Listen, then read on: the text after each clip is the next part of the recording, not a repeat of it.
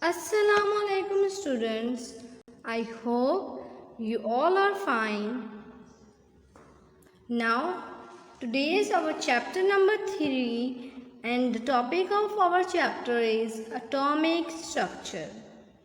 In this chapter students, we study about the atomic theory of different scientists, discoveries of particles of atom, and about the atomic model, and also study about the isotopes and electronic configuration based on Bohr's model. First of all students, you have to know what is an atom. Concept of atom was first given by a Greek philosopher. The word atom is derived from a Greek word atomos. Atomos mean indivisible structure और non-mutable. Mean किसी भी जो concept है atom का वो first किसने दिया था? ग्रीक फिलोसफर्स ने, और ये एक ग्रीक वर्ड से मिलके बना है एटम, जिससे का ग्रीक में एटम को हम कहते हैं एटोमस। एटोमस के मतलब है इनडिविजिबल स्ट्रक्चर, यानी जिसको हम डिवाइड नहीं कर सकते और ना ही इसको हम डिवाइड कर सकते हैं और ना ही not cuttable. Now what is a atom? Atom, the smallest particle of matter which cannot be divided, is called atom. Atom किसी भी मैटर का वो सबसे छोटा हिस्सा है जिसको हम और डिवाइड नहीं कर सकते। It is the smallest particle. इतना स्मॉलेस्ट होता है कि we can not see with our naked eyes.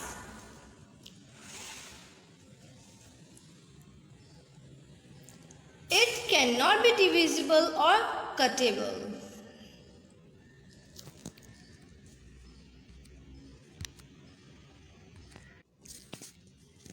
Dalton atomic theory. Dalton atomic theory proposed that all matter was composed of atoms, indivisible and indestructible building blocks. While all atoms of an element were identical, different elements had atoms of differing size and mass. Dalton's atomic theory also stated that all compounds were composed of combination of these atoms in defined ratios. Dalton also postulated that chemical reaction resulted in the rearrangement of reacting substance. First of all, there is a scientist named Dalton. He was an English school teacher and a chemist. He suggested that the fundamental ideas of atomic theory, which explained that any matter is composed of a very tiny particle, indivisible और indestructible, यानी जो atom किसी भी matter का सबसे छोटा particle है जिसको हम और डिवाइड नहीं कर सकते हैं और ना उसको हम डिस्ट्रॉय कर सकते हैं। कोई भी एलिमेंट जो है उसके सारे एटम जो होंगे वो एलिमेंट एक जैसे होंगे, और डिफरेंट एलिमेंट के जाहिर सी बात है डिफरेंट एलिमेंट्स के जो एटम्स होंगे वो डिफरेंट होंगे। फॉर एग्जांपल, अगर हमारे पास हाइड्रोजन है तो हमारे पास जो हाइड्रोजन का एटम होगा वो अलग होगा। ऑक्सीजन है, ऑक्सीजन का हाइड्रोजन से डिफरेंट होगा। कार्बन है, कार्बन हाइड्रोजन से भी डिफरेंट होगा। यानी सारे जो डिफरेंट एलिमेंट्स हैं इनके जो एटम हैं आपस में एक दूसरे से डिफर करते हैं। इनका साइज़ भी डिफरेंट होता है, इनका मास भी डिफरेंट होता है। डाल्टन ने अपनी एटॉमिक थ्योरी, इन्होंने एक थ्योरी पेश की थी जिससे हम कहते हैं डाल्टन्स एटॉमिक थ्योरी। इन्होंने कहा था कि जितने भी कंपाउंड है, कोई भी मैटर वो बना होता है स्मॉलेस्ट पार्टिकल से, जिसको हम कहते हैं एटम। इन्होंने ये भी कहा कि जब भी कोई कंपाउंड बनता है तो वो कैसे बनता है, वो एटम्स के रिएक्शन में आपस में जब रिएक्शन करते हैं एटम्स डिफरेंट एलिमेंट के, तो वो एक डिफाइंड रेशियो में रिएक्ट करते हैं तो कोई भी कंपाउंड बनता है। डाल्टन ने ये भी हमें समझाया था कि केमिकल रिएक्शन के दौरान जो अरेंजमेंट होती है केमिकल की, वो किस वजह से होती है, और इस वजह से होती है कि जो एटम्स आपस में रिएक्ट करते हैं, इस वजह से हमारे पास डिफरेंट किस्म के एटम्स या कंपाउंड बनते हैं। Now in 1808 George Dalton, English school teacher and chemist, suggested that the fundamental ideas of theory, which explain the chemical nature of matter and existence of atom. The important postulates are as follows. इसकी जो अहम, जब ये atomic theory दी थी, उसके जो अहम नुकात हैं वो ये हैं कि एलिमेंट जो है वो ना तो डिवाइड हो सकता है, ना हम उसको डिस्ट्रॉय कर सकते हैं। एटम जो होता है किसी भी एलिमेंट का, वो एक जैसे होते हैं। फॉर एग्जांपल हमारे पास हाइड्रोजन है, तो हाइड्रोजन के हमारे कितने भी एटम होंगे वो सारे, उनका एटॉमिक साइज, उनका वेट, उनका स्ट्रक्चर सबका एक जैसा होगा। एटम्स जो है ना ही भी हम बना सकते हैं, ना ही हम इनको डिस्ट्रॉय कर सकते हैं केमिकल रिएक्शन के दौरान।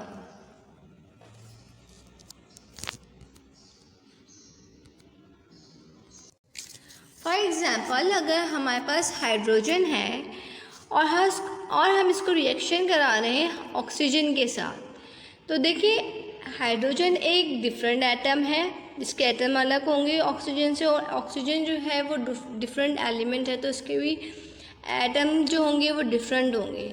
ये आपस में रिएक्शन करेंगे और इनके रिएक्शन, जब इनके एटम आपस में करेंगे तो इनके जो एटम्स होंगे वो एक रिएक्शन करेंगे आपस में, जिसकी वजह से हमारे पास वाटर फॉर्म्ड होगा। एक theory chemistry is based on the modern atomic theory, which states that all matter is composed of atoms. Atoms themselves are composed of protons, neutrons and electrons. Each element has its own atomic number, which is equal to the number of protons in its nucleus. In chemistry, on the basis of modern atomic theory, we say that कि जो जितने भी matters हैं वो बने होते हैं atom के, और atom itself भी बना होता है 3 parts से, जिसको हम कहते हैं 3 particles से, जिसे हम कहते हैं subatomic particles. The name of the 3 subparticles are electron, proton and neutron. Electron carry negative charge and present outside the nucleus. Proton carry positive charge and present inside the nucleus, while neutron carry no charge and present inside the nucleus. अब मैं आपको इसका structure ऐसे समझाती हूँ कि आपने अपनी प्रीवियस क्लासेस में सोलर सिस्टम पढ़ा होगा। अब सोलर सिस्टम में आपने क्या पढ़ा है कि जो सेंटर में क्या होता है, हमारा सन होता है और उसके इर्द गिर्द प्लैनेट जो है रिवॉल्व कर रहे हैं।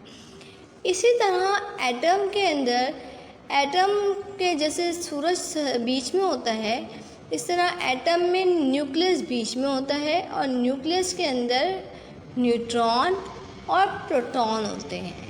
न्यूट्रॉन के अंदर ऊपर कोई चार्ज नहीं होता, जबकि प्रोटॉन के ऊपर पॉजिटिव चार्ज होता है। जैसे प्लैनेट्स रिवॉल्व कर रहे होते हैं सन के, इसी तरह से जो इलेक्ट्रॉन हैं वो रिवॉल्व कर रहे होते हैं न्यूक्लियस के, और इलेक्ट्रॉन के ऊपर नेगेटिव चार्ज होता है। अब जो एटॉमिक नंबर होता है किसी भी एलिमेंट का, वो बराबर होता है उसके नंबर ऑफ प्रोटॉन से जो प्रेजेंट होते हैं उसके न्यूक्लियस के अंदर। Fundamental particle of an atom. Atoms are made up of proton, neutron and electron. These classical subatomic particles consist of fundamental or elementary particle of matter. Since they are also particle of matters, they have size and mass. Fundamental particles are grouped as lepton and quarks. अब atoms जैसे मैंने आपको बताया है कि तीन सब particle से बने होते हैं, प्रोटॉन, इलेक्ट्रॉन एंड न्यूट्रॉन। अब क्योंकि मैटर है, मैटर क्या होता है, कोई भी चीज़ जो जगह घेरती है, वज़न रखती है, वो मैटर कहलाते हैं। अब क्योंकि ये एटम जो है ये मैटर के ही पार्ट हैं, तो ये भी इनकी जगह घेरती हैं और इनका भी वज़न होता है और ये फील होती हैं। इन पार्टिकल को हमने ग्रुप कर दिया है लेप्टन्स में और क्वार्क्स में। Discovery of electron. J.J. Thomson constructed a glass tube which was partially evacuated, that is, much of air was pumped out of the tube. Then he applied a high electrical voltage between two electrodes at the entire end of the tube. He detected that a stream of particle ray was coming out from the negatively charged electrode cathode to positively charged electrode anode. This ray is called cathode rays and the whole construction is called cathode ray tube. अब हमने electron कैसे दरियाफ्त किया, कि हमें कैसे पता चला कि एटम के अंदर इलेक्ट्रॉन भी प्रेजेंट होता है। एक साइंटिस्ट थे जिनका नाम था J.J. थॉमसन। उन्होंने एक एक्सपेरिमेंट किया था 1897 के अंदर, जिससे उन्होंने दरियाफ्त किया था कि इलेक्ट्रॉन प्रेजेंट हैं किसी भी एटम के अंदर। इन्होंने क्या किया था, इन्होंने सबसे पहले एक ट्यूब बनाई थी जिन्होंने इसको नाम दिया था a simple gas discharge tube बनाई थी। इन्होंने एक एक्सपेरिमेंट किया था। इन्होंने क्या करा, एक ट्यूब ली, उसमें से सारी जो एयर थी वो पंप्ड आउट कर दी।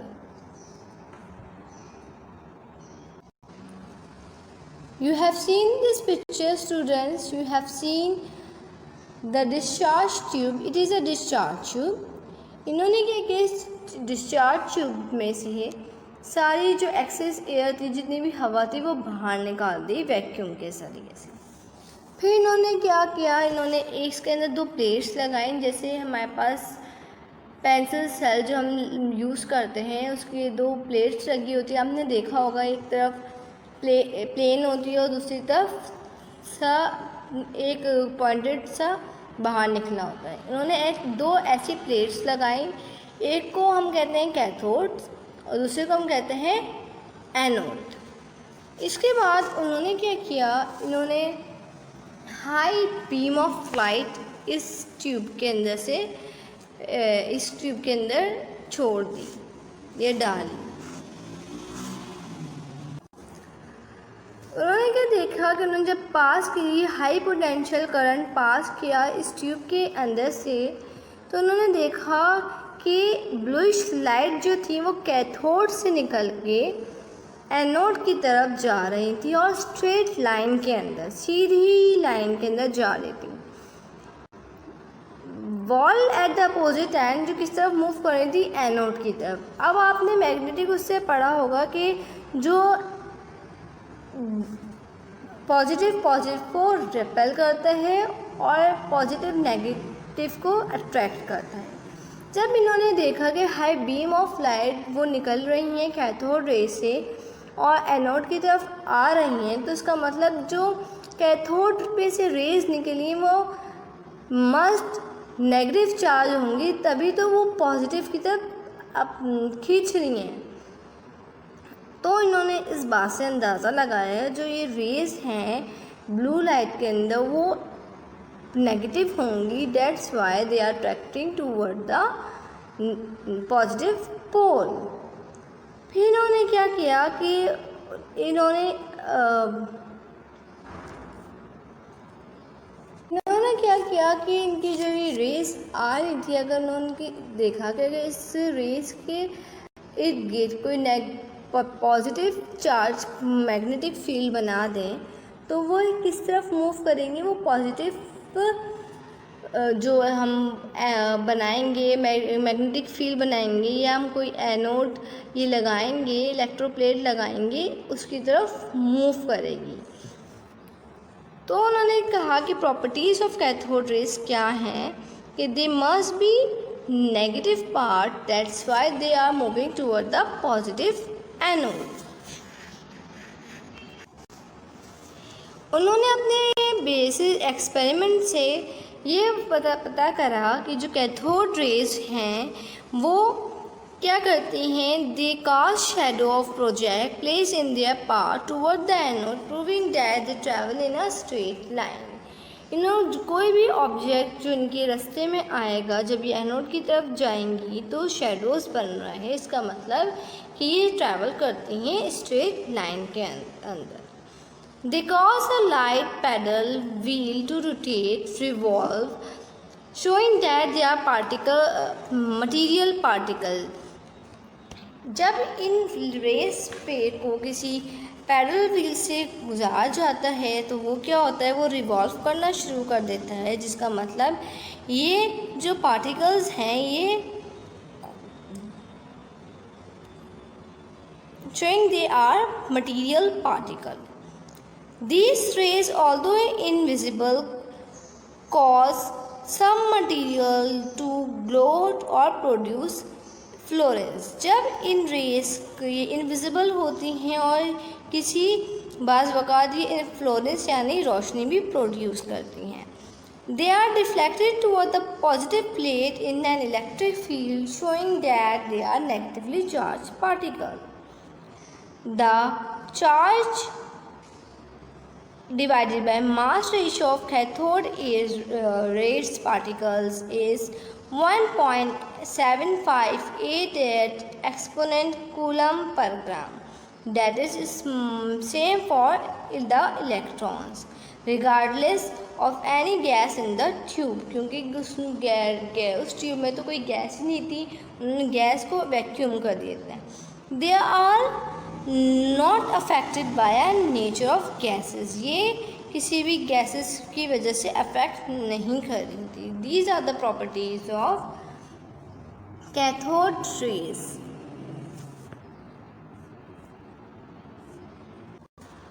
कंक्लूजन ये निकला कि जो ये कैथोड रेज हैं ये नेगेटिवली चार्ज पार्टिकल्स हैं जिनको कहा जाता है electron. Since nature of the rays does not change with the nature of gas and cathode used in the tube, hence it can be safely stated that electrons are the fundamental particle of all atoms. क्योंकि जो raise हैं ये किसी भी gas से affected नहीं हुई, तो जो गैस अगर for example cathode discharge tube में प्रेजेंट भी थी तो इसका मतलब ये हुआ ये एटम का ही हिस्सा है, जिसकी वजह से ये किसी भी गैस की से अट्रैक्ट या उसकी तरफ बैंड नहीं हुई।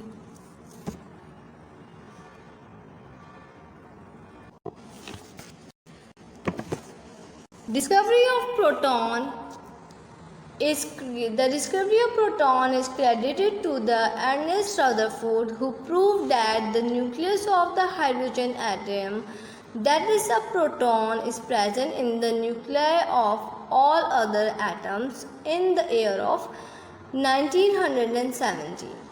Based on the conclusion drawn from the gold fuel experiment, Rutherford is also credited with the discovery of atomic nucleus.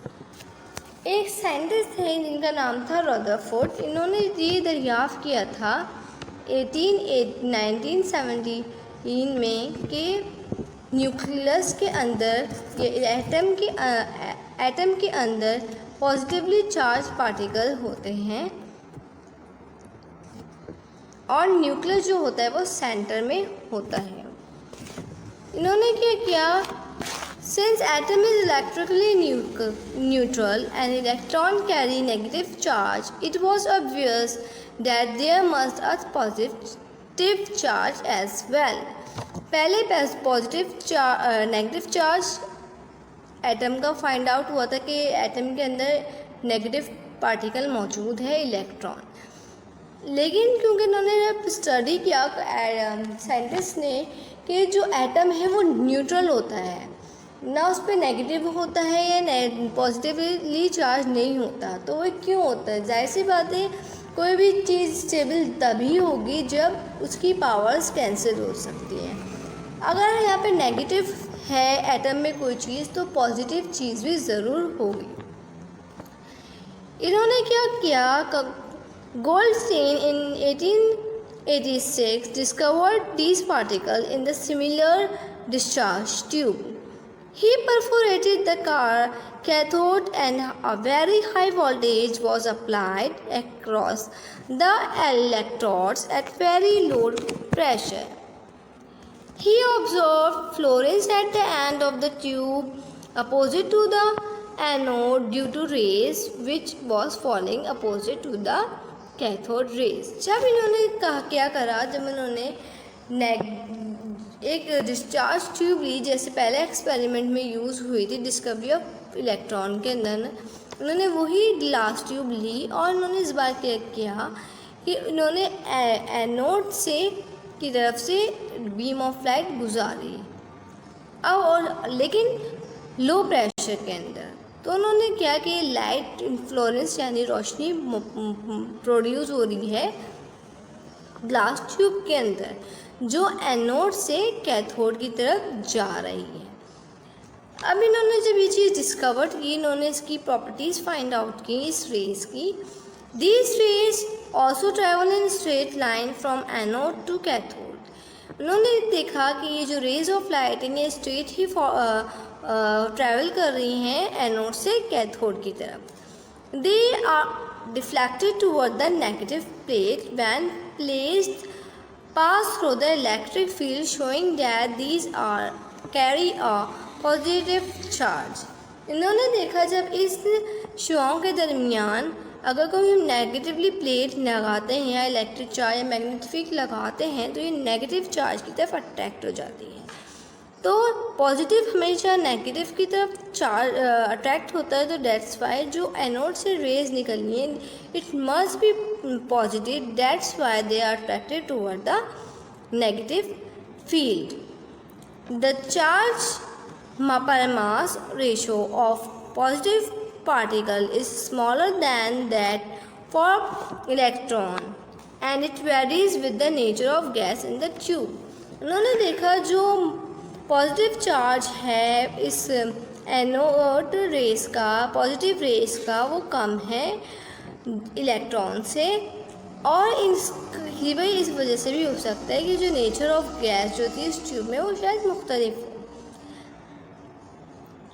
The highest largest proton is that a hydrogen। जो सबसे छोटा प्रोटॉन होता है वो किसका होता है? हाइड्रोजन का होता है, जिसका चार्ज होता है H positive ion is called a proton। They can penetrate thin metal fuel। They can produce ionization in gases।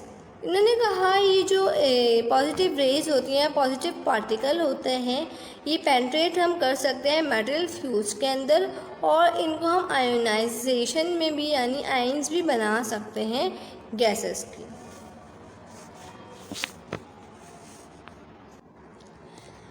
Properties of positive rays: they are the stream of positive ions of gas enclosed in the discharge tube। The mass of each ion is nearly equal to the mass of the atom। They are deflected by electric and magnetic field। They travel in straight line। क्या properties होती हैं positive raise की? The travel in a straight line, वो सीधी line में straight travel करती हैं। ये deflect होती हैं नेगेटिव चार्ज की तरफ। अगर हम इसके आगे इर्द गिर्द इलेक्ट्रिक या मैग्नेटिक फील्ड बनाएं नेगेटिव की, तो अगर पॉजिटिव की बनाएंगे तो जाहिर सी बात है ये निगलेक्ट करेगी, अपोज करेगी। लेकिन जब नेगेटिव फील्ड बनाएंगे मैग्नेट्स की या इलेक्ट्रिक की, तो ये नेगेटिव की तरफ क्या होगी? अट्रैक्ट होगी। These rays of positive ions of the gas enclosed in the discharge tube, the mass of each ion is nearly equal to the mass of the atom. इस चार्ज का जो वज़न था वो बराबर था मास ऑफ एटम के। सो हम एटॉमिक स्ट्रक्चर इस तरह से हम इसको इंट्रोड्यूस कर सकते हैं कि a smallest unit of element which consists of a dense central positive charge nucleus surrounded by a negatively charged electron is called as atom. वो smallest part किसी भी एलिमेंट का जो कंडेंस हो, जिसके बीच में पॉजिटिव चार्ज हो और वो सराउंडेड बाय हो इलेक्ट्रॉन्स के, उसको हम कहते हैं atom. Discovery of neutron. By 1920, physicists knew that most of the mass of the atom was located in the nucleus at its center, and that this center core contained protons. In May 1932, James Chadwick announced that the core also contained a new uncharged particle which he called neutron. 1920 में एक physics थे जिनका नाम था James Chadwick. उन्होंने announce किया कि core के अंदर किसी बीम ऑफ लाइट में या कोर जिसमें एक्सपेरिमेंट कर रहे थे उसके अंदर नेगेटिव और पॉजिटिव के अलावा भी एक चार्ज प्रेजेंट होता है जिस पे कोई चार्ज नहीं होता, जिसको उन्होंने नाम दिया न्यूट्रॉन के अंदर। 1920 में जो साइंटिस्ट थे उनको पता था जो मास है एटम का वो उसके बीच में ही मौजूद है, उसका सेंटर न्यूक्लियस में प्रेजेंट है। क्योंकि न्यूक्लियस के अंदर प्रोटॉन होता है तो उन्होंने कहा it might be because of proton, but it is not only for proton, it is also for neutrons. इन्होंने क्या किया? The emission of radiations from the nuclear of lighter atom due to bombardment of particle is known as radio activity. इन्होंने क्या किया? 1932 के अंदर James Chadwick में third type of fundamental particle describe किया।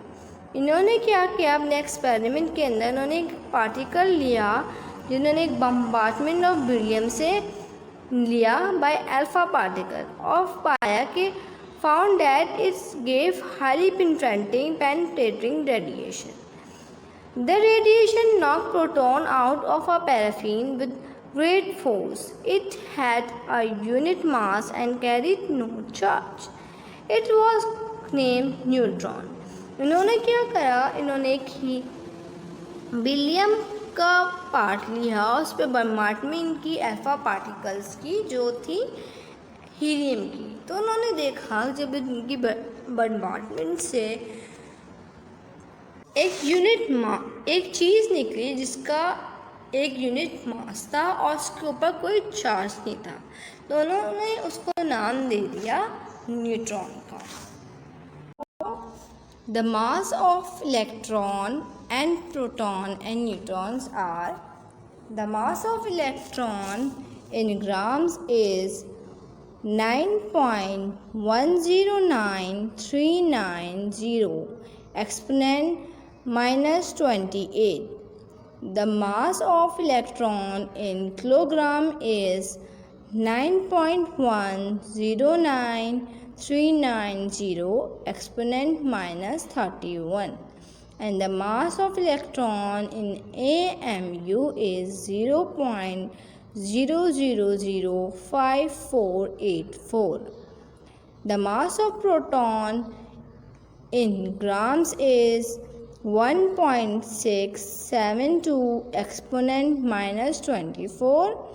The mass of proton in kilogram is 1.672623 exponent minus 27, and mass of proton in AMU is 1.007276.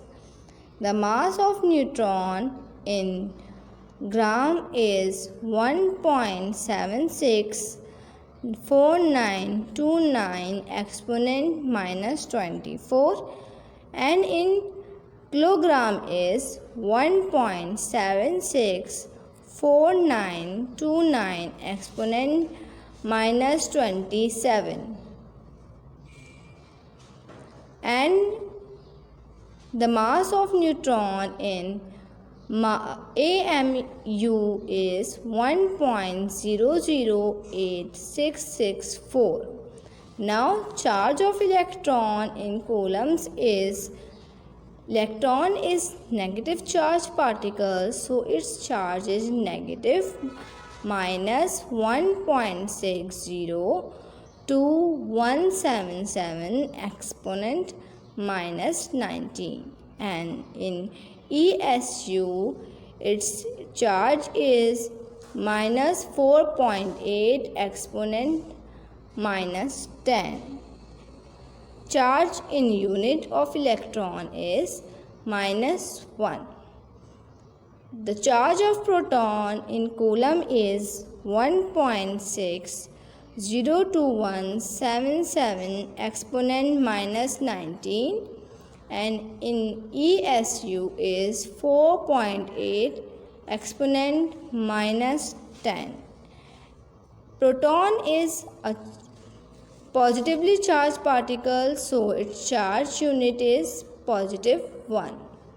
Neutron, the charge of neutron in coulombs is none because it does not carry any charge. It is neutral, so the charge will be none.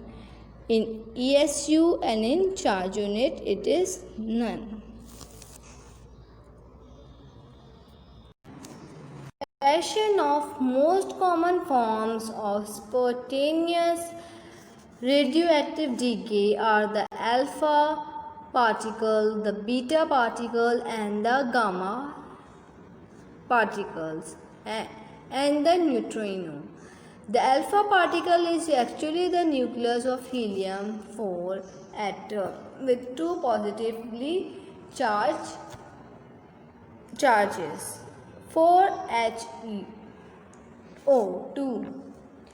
What is a radioactivity? The emission of invisible radiation from uranium and other substance is known as radioactivity. Uranium या दूसरे substance जिनमें से radiations निकलती हैं, race निकलती हैं, हम उनको कहते हैं रेडियो एक्टिविटी। और वो सब्सटेंस जिनमें से रेडियो एक्टिविटी रेस निकलते हैं उनको हम कहते हैं radio active. It is an irreversible process which continuous all the time. ये जो प्रोसेस है ये इरिवर्सिबल है, यानी ये एक बार हो जाता है तो इसको हम रिवर्स में नहीं कर सकते और ये हमेशा चलता रहता है। एग्जाम्पल है यूरेनियम की। Uranium is a alpha particle and it change to thorium. अब हमारे पास टाइप्स ऑफ रेडियोएक्टिव रेस में 3 आते हैं, and it was discovered by a French scientist Henri Becquerel in 1896. There are 3 types of radioactive rays emitted from unstable nuclei of an atom. ये एक French scientist थे Henry ब्यूकेल, उन्होंने find out किया था 1896 में। इन्होंने कहा था कि 3 टाइप ऑफ की रेडियोएक्टिव रेस निकलती हैं किसी भी अनस्टेबल न्यूक्लियर के अंदर से। Alpha rays positively charge, beta rays negatively charged and gamma rays that is neutral. Properties क्या होती हैं अल्फ़ा रेज की? Experiment show that alpha rays consist of such particles which are nuclei of helium. These rays possess the following properties. Mass of each alpha particle is nearly 4 times the mass of hydrogen nuclei. Charge of each alpha particle is positively and equal to the twice charge on a proton. अब properties क्या थी इसकी alpha particles की? अब for example आप देखें कि radio active raise जैसे यूरेनियम है, इन्होंने एक यूरेनियम को इस बॉक्स में रखा, उसमें से रेडिएशन को पास कराया और वो एक फोटोग्राफिक प्लेट से पे की तरफ, और एक गिर्द उन्होंने क्या किया, उन्होंने एक पॉजिटिवली प्लेट इलेक्ट्रोप्लेट लगा दी और एक तरफ नेगेटिवली इलेक्ट्रोप्लेट लगा दी। जब इन्होंने इस यूरेनियम में से जब रेडियो एक्टिव रेस निकली तो उन्होंने देखा कुछ रेस थी जो नेगेटिव की तरफ वो हो गई, टर्न हो गई, और कुछ थी जो पॉजिटिव की तरफ टर्न हो गई या रिफ्लेक्ट हो गई, और कुछ थी जो सीधी जो फोटोग्राफिक प्लेट थी उस पर जाके स्ट्राइक किया। तो स्टूडेंट्स, आपको पता होगा कि जो नेगेटिव जो होता है हमेशा पॉजिटिव को अपनी तरफ अट्रैक्ट करता है। तो जो रे नेगेटिव कैथोड की तरफ गई थी तो it's must be positive charge, और जो रे लाइट और पॉजिटिव एनोड की तरफ गई थी वो मस्ट बी नेगेटिव चार्ज। और जो रे विदाउट डिफ्लेक्शन की सीधी फोटोग्राफिक प्लेट की तरफ गई, जो ना पॉजिटिव की कैथोड की तरफ गई ना कैथोड नेगेटिव की तरफ गई, सीधी गई, मतलब ये न्यूट्रल होगी, इसके अंदर कोई चार्ज नहीं होगा। अल्फ़ा रेस की प्रॉपर्टीज़ क्या हैं कि इसका जो मास होता है वो बराबर होता है 4 टाइम्स हाइड्रोजन न्यूक्लियाई के, यानी हाइड्रोजन के न्यूक्लियाई की जो 4 टाइम्स आप कर लें तो हमारे पास वो मास ऑफ अल्फ़ा रेस निकल आ जाता है। और चार्ज ऑफ अल्फ़ा पार्टिकल जो होता है वो पॉजिटिव होता है और वो बराबर होता है किसी भी ट्वाइस ऑफ फोटोन के। फिर हमारे पास आ जाता है beta rays. These rays consist of fast coming electrons. They possess the following properties. Mass of each beta rays is equal to the mass of electron. अब जो रेस नेगेटिव बीटा रेस जो positive की तरफ band हुई थी तो it must be negative, तभी तो पॉजिटिव की तरफ अट्रैक्ट हुई। तो ये नेगेटिव चार्ज पार्टिकल थे जिनको उन्होंने नाम दिया बीटा रेस का, और it must be moving electron, ये इलेक्ट्रॉन होंगे जो एनोड की तरफ अट्रैक्ट हुए। इनका जो चार्ज था वो नेगेटिव है बीटा रेस का and is equal to the charge of electron, और इलेक्ट्रॉन के चार्ज के बराबर है। फिर गामा रेस वो जो स्ट्रेट हमारी इलेक्ट्रो फोटोग्राफिक प्लेट पे स्ट्राइक कर गई थी तो उसका मास जो होगा, this rays consist of non material particles, यानी ना ही पॉजिटिव है ना ही नेगेटिव है, डेट्स वाई ये न्यूट्रल है, डेट्स वाई फोटोग्राफिक प्लेट पे टकराएंगे, और जो they do not possess any kind of charge, इनका कोई चार्ज भी नहीं होता। Now students, look at this picture. You have seen radioactive material is placed on a box, in a box. From the box you have seen 3 rays of light is emitted. 3 तरीके की raise of light निकल रही हैं। एक जो है वो negative field की तरफ अट्रैक्ट बैंड हो रही है, दूसरी पॉजिटिव एनोड की तरफ बैंड हो रही है, और एक जो है वो स्ट्रेट जा रही है फोटोग्राफिक प्लेट के ऊपर। ये जो रे नेगेटिव प्लेट की तरफ बैंड हो रही है हम इसको कहते हैं अल्फ़ा रे, जो पॉजिटिव एनोड की तरफ बैंड हो रही है हम इसको कहते हैं बीटा रे, और जो पूरी स्ट्रेट सीधी फोटोग्राफिक प्लेट पे जा रही है हम इसको कहते हैं गामा रे। अल्फा रे क्योंकि नेगेटिव की तरफ अट्रैक्ट हो रही है तो ये पॉजिटिव चार्ज है। बीटा रे क्योंकि ये नेगेटिव पॉजिटिव की तरफ अट्रैक्ट हो रही है तो ये नेगेटिव चार्ज है। और गामा रे क्योंकि किसी तरफ बैंड नहीं हो रही है, स्ट्रेट लाइन में ट्रैवल कर रही है तो ये न्यूट्रल है। Rutherford atomic model. Rutherford's atomic model became known as the nuclear model. In the nuclear atom, the protons and neutrons, which comprise nearly all of the mass of the atom, are located in the nucleus at the center of the atom. The electrons are distributed around the nucleus and occupy most of the volume of the atom. अब Rutherford atomic model क्या है students? Rutherford ने एक experiment किया था जिसके बाद उन्होंने एक एटॉमिक मॉडल दिया था जिसे हम कहते हैं रदरफोर्ड एटॉमिक मॉडल। इन्होंने क्या कहा, इन्होंने कहा जो प्रोटॉन और न्यूट्रॉन होते हैं वो मास होते हैं किसी भी एटम का और ये प्रेजेंट होते हैं न्यूक्लियस के अंदर, और इलेक्ट्रॉन जो होते हैं वो डिस्ट्रीब्यूटेड होते हैं यानी इर्द गिर्द होते हैं न्यूक्लियस के इर्द गिर्द घूम रहे होते हैं और ऑक्यूपाई करते हैं ज़्यादातर हिस्सा एटम का। ना उन्होंने अपने एक्सपेरिमेंट क्या था, Rutherford took out an experiment in the year of 1911 to determine the structure of atom. Experiment Rutherford bombarded a very thin gold foil with alpha particle from a radioactive source.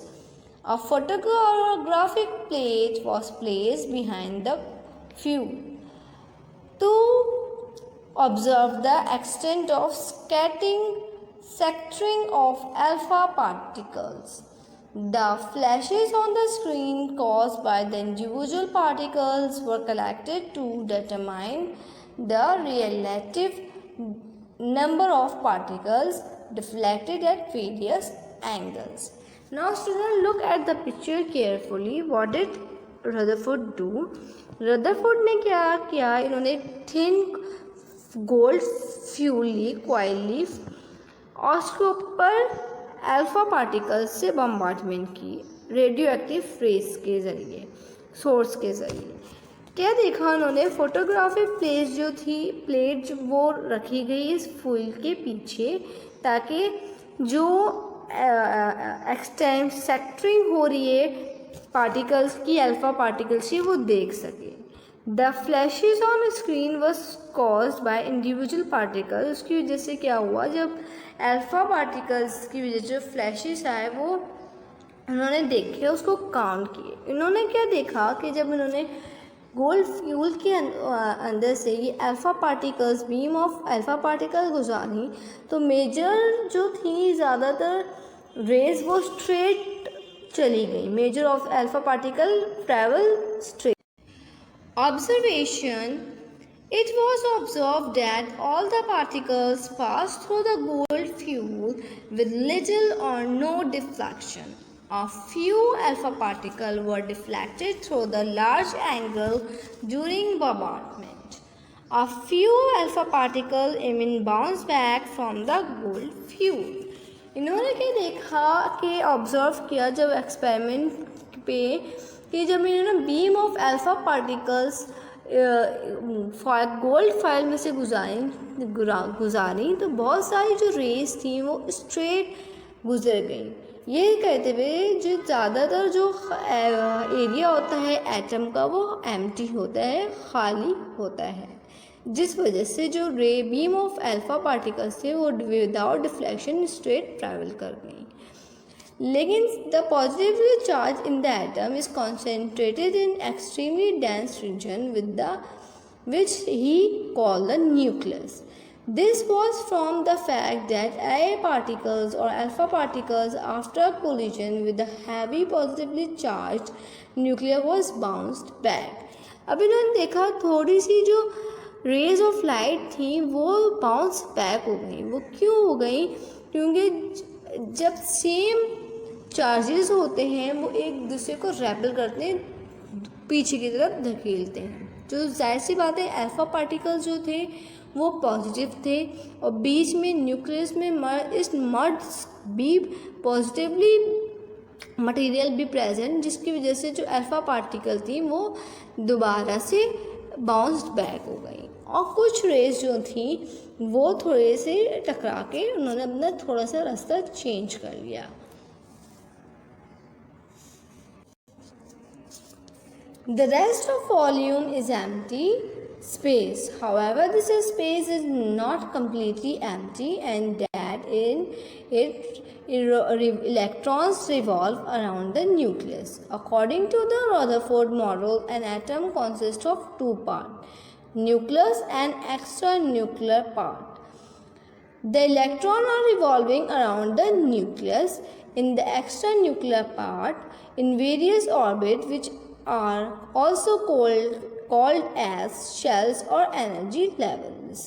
उन्होंने कहा ये जो fuse beam of alpha particles हैं ये थोड़ी सी deflect हो गई हैं। ये क्यों हुई हैं? क्योंकि कोई चीज़ थी जिसने इनको डिफ्लेक्ट कर दिया और उन्होंने इनको नेगेटिवली चार्ज पार्टिकल कहा और कहा इलेक्ट्रॉन। उन्होंने कहा रदरफोर्ड ने कि एटम जो होता है वो दो चीज़ों पे कंसिस्ट करता है, दो चीज़ों का बना होता है। एक होता है न्यूक्लियस और होता है एक एक्स्ट्रा न्यूक्लियर पार्ट जो उसके इर्द गिर्द हो रहा होता है, जो उसके इर्द गिर्द रिवॉल्व कर रहा होता है और उसको उन्होंने इसका नाम दिया, उसके एनर्जी लेवल्स के में ऑर्बिट में रिवॉल्व कर रहा होता है। इसको उन्होंने कहा शेल्स या एनर्जी लेवल। अब खामियाँ क्या थी रदरफोर्ड एटॉमिक के मॉडल की? According to classical electromagnetic theory, the revolving electron will lose energy continuously. Therefore, the orbit of electron will become smaller and smaller, and until the electron fall into the nucleus. Hence, atom should be unstable. Drawback क्या था Rutherford atomic model का? Rutherford ने कहा था जो electron जो होते हैं वो कंटिन्यूसली अपनी एनर्जी दे रहे होते हैं और एक वक्त ऐसा आता है कि वो पहले दूर होते हैं, फिर उनकी एनर्जी कम होती है, फिर वो थोड़े और एटम के करीब जाते हैं, फिर तो और एनर्जी अपनी देते हैं तो और करीब आ जाते हैं एटम न्यूक्लियस के। तो और एक वक्त ऐसा आता है कि अपनी एनर्जी वापस दे के उनकी एनर्जी ख़त्म हो जाती है और वो न्यूक्लियस के अंदर आके गिर जाते हैं। अगर वो न्यूक्लियस के अंदर गिर जाते हैं तो एटम को अनस्टेबल होना चाहिए, लेकिन जो एटम होते हैं वो अनस्टेबल नहीं होते। एक सबसे बड़ा ड्रॉबैक ये था, if the electron emit energy continuously they should form a continuous spectrum, but actually they form line spectrum. अगर इलेक्ट्रॉन कंटिन्यूसली एनर्जी अपनी निकाल रहे हैं, दे रहे हैं, तो एक कंटिन्यूस स्पेक्ट्रम बनना चाहिए था, लेकिन कंटिन्यूस स्पेक्ट्रम नहीं बना बल्कि लाइन स्पेक्ट्रम बना। अब स्पेक्ट्रम क्या होता है? जब आप स्टूडेंट्स कोई स्टील की चीज़ रोशनी में रखें तो आप देखेंगे उनमें से रेनबो टाइप्स की ना रोशनी आपको उन पर नज़र आएगी, स्टील के बर्तनों पे या किस चीज़ पे। वो क्यों होती है? वो इम्प्रेशन ऑफ लाइट होती है, वो स्पेक्ट्रम्स होते हैं, जैसे रेनबो कलर्स होते हैं ना, ऐसे वो होते हैं। जब इन्होंने देखा जो स्पेक्ट्रम जो है वो कंटिन्यूस नहीं बन रहा बल्कि लाइन स्पेक्ट्रम बन रहा है, अगर इलेक्ट्रॉन जो हैं वो कंटिन्यूसली एनर्जी दे रहे हैं तो इनको कंटिन्यूस स्पेक्ट्रम बना देना चाहिए था, कंटिन्यूस स्पेक्ट्रम निकलना चाहिए था।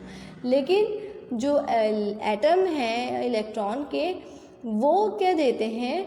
वो लाइन स्पेक्ट्रम देते हैं। तो ये एक और ड्रॉबैक था रदरफोर्ड एटॉमिक मॉडल का।